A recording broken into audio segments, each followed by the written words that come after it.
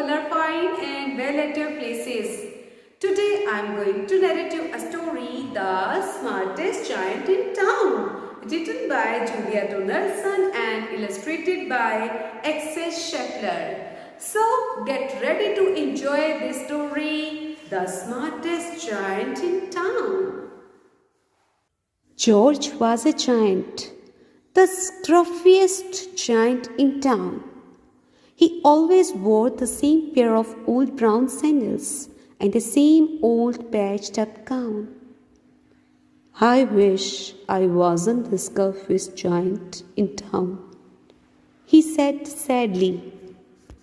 But one day George noticed a new shop. It was full of smart clothes, so he bought a smart shirt, a smart pair of trousers, a smart belt, a smart stripy tie, some smart socks with diamonds up the sides, and a pair of smart shiny shoes. George left his old clothes behind in the shop. He was about to go home when he heard a sound. On the pavement stood a giraffe who was sniffing sadly. "What's the matter?" asked George. "It's my neck," said the giraffe.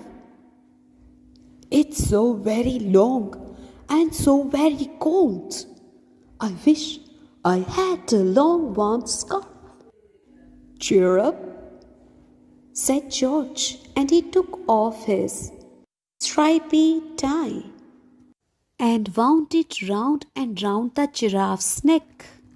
"Oh, thank you," said the giraffe.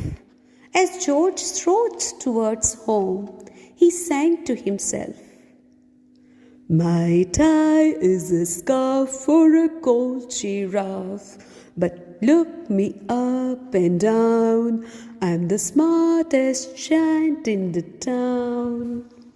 George came to a river. On a boat stood a goat who was bleating loudly for his sail, which is blown away in a storm. So George gave his shirt to the goat for his sail.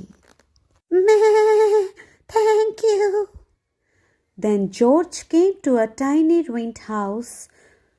Beside the house stood a white mouse with lots of baby mice. They were all squeaking. When George asked the matter, they said that they have lost their house. They all burned down. So George gave them his shoes. In the same way, he gave his belt to a dog to help him. It was squashing my tummy anyway. My tie is a scarf for a cold giraffe. My shorts on a boat as a sail for a goat. My shoe is a house for a little white mouse. One of my socks is a bed for a fox. My belt helped a dog who was crossing a bog. But my trousers are falling down. I'm the coldest giant in town. Suddenly George felt sad and shivery and not at all smart. I will have to go back to the shop. But when he got there, it was closed. "Oh no!" cried George. He sank down onto the doorstep and a tear ran down his nose.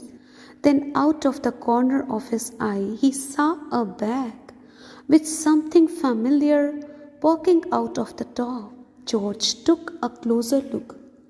My gown! My gown!" he yelled. "My dear old gown and sandals." George put them on.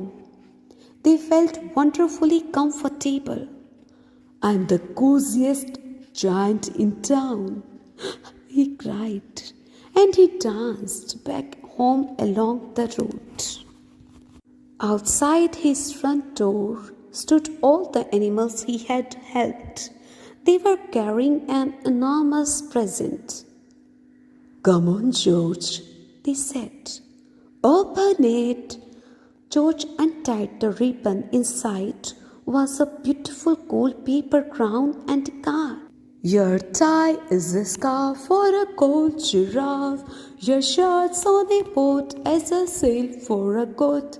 Your shoe is a house for a little white mouse. One of your socks is a pet for a fox. Your belt held a dog who was crossing a bog. So here is a very fine crown to go with the sandals and gown of the kindest giant in the town. Of the kindest giant in the town. So this is the story of the smartest giant in the town. Hope you have liked this story, students. Thank you so much.